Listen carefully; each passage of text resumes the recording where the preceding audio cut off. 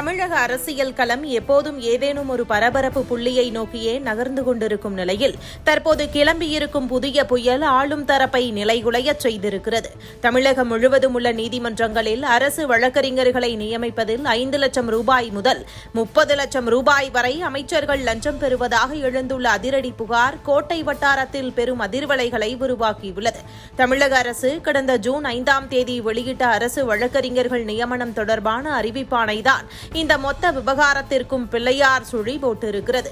லஞ்ச ஊழலுக்கு எதிராக தங்களின் கட்சித் தலைவர் விஜய் கடும் நடவடிக்கைகளையும் சமரசமற்ற அரசியலையும் முன்னெடுத்து வரும் வேளையில் தங்களை போன்ற தகுதியான கட்சிக்காக உழைத்த வழக்கறிஞர்கள் திட்டமிட்டு புறக்கணிக்கப்படுவதாக தாவேகா வழக்கறிஞரணி நிர்வாகிகள் போர்க்கொடி தூக்கியுள்ளனர். இந்த விவகாரத்தை வெறும் அரசியல் மேடை பேச்சோடு நிறுத்திவிடாமல் சட்டப்படியாக நீதிமன்ற படிக்கட்டுகளுக்கு எடுத்துச் சென்றிருக்கிறார் விழுப்புரத்தைச் சேர்ந்த தாவேகா வழக்கறிஞரணி நிர்வாகியான எம் ஞானசௌந்தரி. சென்னை உயர்நீதிமன்றத்தில் அவர் தாக்கல் செய்துள்ள மனு தமிழக அரசியல் மற்றும் சட்டத்துறையில் பெரும் விவாதத்தை கிளப்பியுள்ளது.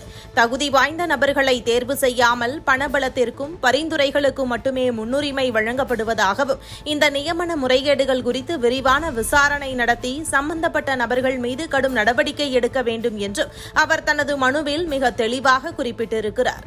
மேலும் தகுதியானவர்களை மட்டுமே இந்த பதவிகளுக்கு நியமிக்க அரசுக்கு உத்தரவிட வேண்டும் என்றும் கூறியுள்ளதோடு தன்னை விழுப்புரம் மாவட்டத்தில் அரசு வழக்கறிஞராக நியமிக்க வேண்டும் என்றும் அதுவரை இந்த நியமன பணிகளுக்கும் அது தொடர்பான அரசாணைக்கும் இடைக்கால தடை விதிக்க வேண்டும் என்றும் அதிரடியாக கோரியுள்ளார். இந்த வழக்கானது தமிழக நீதிமன்றங்களில் விரைவில் விசாரணைக்கு வரவுள்ள நிலையில் ஆளும் தரப்பு அமைச்சர்கள் மற்றும் அதிகாரிகள் மத்தியில் ஒருவித பதற்றமான சூழல் நிலவி வருகிறது.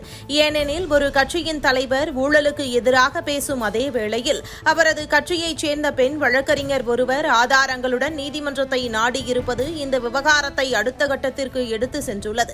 அரசு தரப்பு வழக்கறிஞர் நியமனம் என்பது நீதியை நிலைநாட்டுவதில் மிக முக்கியமான பங்கு வகிக்கும் ஒரு பொறுப்பாகும். அங்கேயே லட்சக்கணக்கில் பணம் கைமாறுகிறது என்ற குற்றச்சாட்டு ஒட்டுமொத்த நீதி நிர்வாக அமைப்பின் மீதான நம்பிக்கை தன்மையையே கேள்விக்குறியாக்குகிறது.